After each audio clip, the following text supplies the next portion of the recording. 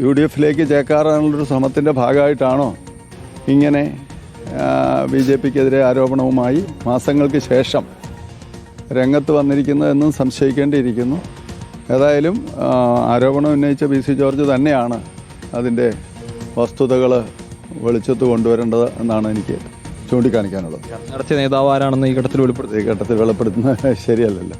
അപ്പോൾ ആ നിലയിൽ ഔദ്യോഗികമായി ഒരു കണക്ക് കൊടുക്കുകയും അതിൻ്റെ ഏതാണ്ട് ഒരു 10 ഇരട്ടിയിലധികം ചെലവഴിച്ചതായി പരസ്യമായി വെളിപ്പെടുത്തുകയും ചെയ്യുമ്പോൾ അത് ഏറ്റവും വലിയൊരു തെരഞ്ഞെടുപ്പ് അഴിമതിയാണ്, ഏറ്റവും വലിയൊരു ക്രമക്കേടാണ്.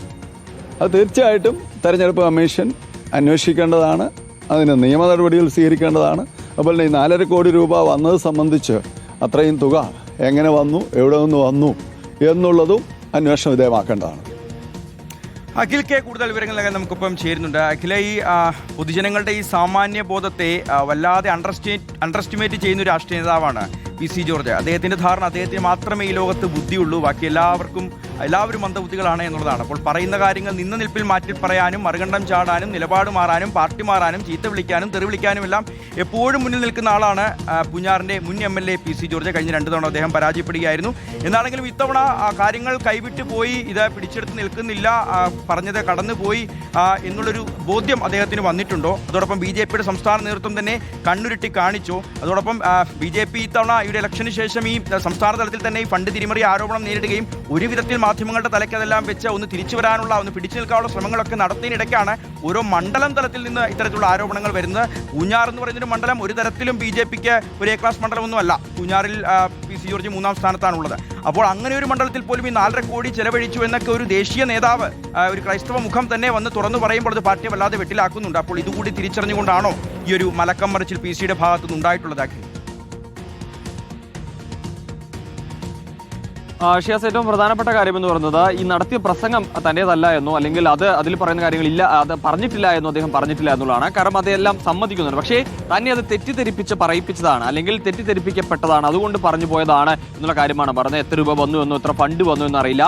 തനിക്ക് 40 ലക്ഷം, അതായത് തെരഞ്ഞെടുപ്പ് കമ്മീഷൻ പറയുന്നു 40 ലക്ഷത്തിൽ താഴെ മാത്രമാണ് അവിടെ ചെലവായിട്ടുള്ളതിന്റെ കൃത്യമായ കണക്ക് നേതൃത്വം തന്നെ ബോധ്യപ്പെടുത്തി എന്നുമാണ് അദ്ദേഹം ഒരു മറുവാക്കായി അല്ലെങ്കിൽ ഈ മലക്കം പറഞ്ഞുകൊണ്ട് പറയുന്നതാണ്. കൃത്യമായി തന്നെ ആ പ്രസംഗത്തിൽ പറയുന്നുണ്ട് 4.45 ലക്ഷം രൂപ ലഭിച്ചു, അത് ഈ പിന്നെ പോലെ ചെലവാക്കേണ്ടതായിരുന്നു, അത് കൃത്യമായി ചെലവാക്കിയില്ല, പല ആളുകൾക്കും പണം ലഭിച്ചില്ല, അല്ലെങ്കിൽ മണ്ഡലത്തിൽ അത് ചെലവാക്കിയെന്ന കണക്കാണ് തന്നെ കാണിച്ചത് എന്നൊക്കെ തന്നെ പറഞ്ഞത്. പക്ഷേ അത്തരത്തിൽ അതായത് സജി തന്നോട് അത്തരത്തിൽ കണക്ക് കാണിച്ചു എന്നാണ് അദ്ദേഹം പറയുന്നത്. പക്ഷേ അദ്ദേഹം പറയുന്നത് 2 പേർ തന്നെ തെറ്റിദ്ധരിപ്പിച്ചു, താൻ അവിടെ എത്തിയ സമയത്ത് തന്നോട് ഇത്തരപ്പോൾ 4.45 ലക്ഷം രൂപ ലഭിച്ചു എന്ന് പറയുകയാണ് ഉണ്ടായത്. അങ്ങനെ അത് വിശ്വസിച്ച് താൻ അവിടെ പോയി സ്റ്റേജിൽ നിന്നും അത് പ്രസംഗിക്കുകയായിരുന്നു, വൈകാരികമായി പ്രസംഗിക്കുകയായിരുന്നു എന്നുള്ളതാണ് പറഞ്ഞത്. അപ്പോൾ ആരാണെന്ന് ചോദിക്കുമ്പോൾ അതിന് കൃത്യമായി മറുപടി പറഞ്ഞു, നിങ്ങൾക്ക് ഈ വീഡിയോ ഒക്കെ തന്ന ആളുകൾ തന്നെയാണ് അത് എന്ന് മാത്രം പറഞ്ഞ് അതിനെ അവസാനിപ്പിക്കുകയാണ്, അതിൽ നിന്നും വഴുവി പോവുകയാണ് എന്നുള്ളതാണ് ഏറ്റവും പ്രധാനപ്പെട്ട കാര്യം എന്ന് പറയുന്നത്. ചുരുക്കി പറഞ്ഞാൽ ഈ സംഭവങ്ങൾ താൻ പറഞ്ഞു എന്ന് പറയുന്നുണ്ട്, പക്ഷേ അത് പറഞ്ഞത് തെറ്റിദ്ധരിപ്പിക്കപ്പെട്ടുകൊണ്ടാണ് എന്നൊരു മറുവാദം അതിലേക്ക് ചേർത്ത് വെച്ചുകൊണ്ട് അതിൽ നിന്നും രക്ഷപ്പെടാനുള്ള ശ്രമം ഉണ്ടാകുന്നു എന്നുള്ളത് തന്നെയാണ് നമുക്ക് മനസ്സിലാക്കാൻ സാധിക്കുന്നത്. അതിന്റെ വാക്കുകളും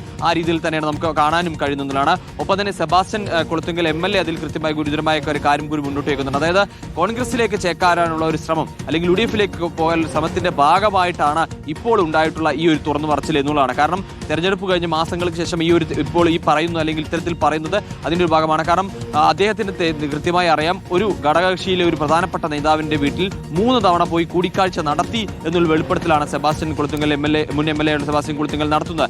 കൃത്യമായി തന്നെ അതായത് 3 തവണ കൂടിക്കാഴ്ച നടത്തിയെന്നാണ്. ആ വിഷയം ചോദിക്കുമ്പോൾ അതിനെ അധിക്ഷേപിക്കുകയാണ് PC ജോർജ് ചെയ്തത്. സെബാസ്റ്റ്യൻ കുളത്തുങ്കലിനെ വളരെ മോശമായ ഭാഷയിൽ അധിക്ഷേപിക്കുന്ന തരത്തിലേക്ക് കാര്യങ്ങൾ പോകുന്നു. അദ്ദേഹത്തിന്റെ സ്വഭാവമാണ് അപ്പുറത്തോട്ടും ഇപ്പുറത്തോട്ടും മാറുന്നത് എന്ന് പറഞ്ഞ് അദ്ദേഹത്തെ വ്യക്തിപരമായി അധിക്ഷേപിക്കുന്ന രീതിയിലേക്ക് PC ജോർജ് പോയി എന്നുള്ളത് തന്നെയാണ്. അതായത് അദ്ദേഹത്തിന്റെ ക്ഷമ ആ ഘട്ടത്തിലേക്ക് എത്തുമ്പോൾ നഷ്ടമായി എന്നുള്ളത് തന്നെയാണ്. അദ്ദേഹം വളരെ മോശമായ ഭാഷയിൽ അദ്ദേഹത്തെ പ്രതികരണവും നടത്തി എന്നുള്ളതാണ്. പക്ഷേ സെബാസ്റ്റ്യൻ കുളത്തുങ്കൽ പറയുന്ന കാര്യങ്ങൾ കൃത്യമാണ്. അതായത് ഈ ഇത്തരത്തിൽ വെളിപ്പെടുത്തൽ നടത്തുമ്പോൾ അതിൽ തെരഞ്ഞെടുപ്പ് കമ്മീഷൻ കൃത്യമായി ഇടപെടണം, അതിൽ സ്വമേധയാ കേസെടുത്ത് അന്വേഷിക്കാനുള്ള ഒരു ഉത്തരവാദിത്തം തെരഞ്ഞെടുപ്പ് കമ്മീഷൻ ഉണ്ട് എന്ന രീതിയിൽ തന്നെയാണ് അദ്ദേഹം പറയുന്നത്. കാരണം ഇത്ര വലിയൊരു കാര്യമാണ് പറഞ്ഞത്, ഇത് തെരഞ്ഞെടുപ്പ് കമ്മീഷൻ വെരിഫൈ ചെയ്യുന്നുണ്ട്. അതൊരു തെരഞ്ഞെടുപ്പ് കഴിഞ്ഞാൽ കൃത്യമായ കണക്ക് 40 ലക്ഷം രൂപ അല്ലെങ്കിൽ ചെലവായ തുകയുടെ കണക്ക് തെരഞ്ഞെടുപ്പ് കമ്മീഷനെ ബോധിപ്പിക്കണം. അതിനുശേഷം 1 മാസം കഴിഞ്ഞത് വെരിഫൈ ചെയ്ത് തെരഞ്ഞെടുപ്പ് കമ്മീഷനെ മുന്നോട്ട് പോകുന്നത്. അങ്ങനെ അത്തരത്തിൽ വെരിഫൈ ചെയ്യുകയും ഷാഡോ ഫോഴ്സിന് അടക്കം വെച്ച് പരിശോധന നടത്തുകയും അതിന്റെ കണ്ണ് വെട്ടിച്ചുകൊണ്ട് ഇത്തരത്തിലൊരു 4.5 കോടി രൂപയോളം മണ്ഡലത്തിൽ ചെലവാക്കി എന്ന് പറയുമ്പോൾ അതിൽ കൃത്യമായ അന്വേഷണം തെരഞ്ഞെടുപ്പ് കമ്മീഷൻ നടത്തണം എന്ന വാദം തന്നെയാണ് തന്നെയാണ് പ്രതിപക്ഷം ആവശ്യപ്പെടുന്നത്. മുൻ MLA സെബാസ്റ്റ്യൻ കുളത്തുങ്കൽ പറഞ്ഞിട്ടുള്ള കാര്യം കുറച്ചുകൂടി ഗൗരവമാണ്. അതായത് ഇത്തരത്തിൽ BJPയെ വെട്ടിലാക്കിക്കൊണ്ട് UDF-ലേക്ക് ചേക്കേറാനുള്ള ഒരു ശ്രമം PC ജോർജ് നടത്തുന്നു എന്നുള്ളതാണ് അദ്ദേഹം പറയുന്നത്. ഒരു ഘടകകക്ഷി നേതാവുമായി 3 തവണ PC ജോർജ് കൂടിക്കാഴ്ച നടത്തി കഴിഞ്ഞു. അങ്ങനെയെങ്കിൽ UDF-ന്റെ ഒരു നിലപാട് എന്തായിരിക്കും? അങ്ങനെ ഒരു ഘടകകക്ഷി നേതാവ് ഉണ്ടോ? അതേത് ഘടകകക്ഷിയാണ്? മുന്നണിയിലേക്ക് അങ്ങനെ കയറിക്കൂടാനൊക്കെ ഇനി UDF-നെയൊക്കെ ഒരുപാട് വെട്ടിലാക്കിയിട്ടുള്ള UDF-നെ ചൂട് മുടിച്ച് അവിടെ നിന്ന് പുറത്തിറങ്ങിയ ആളാണ് PC ജോർജ്. അപ്പം അങ്ങനെയുള്ള ഒരാളെ ഇരുകയും നീട്ടി സ്വീകരിക്കാൻ UDF നേതൃത്വം തയ്യാറാകുമോ എന്നുള്ളതൊക്കെ കാത്തിരുന്ന് കാണേണ്ടതാണ്. അങ്ങനെ ഒരു ഉദ്ദേശമുണ്ടോ PC ജോർജിന് എന്നുള്ളതും അറിയേണ്ടതാണ്.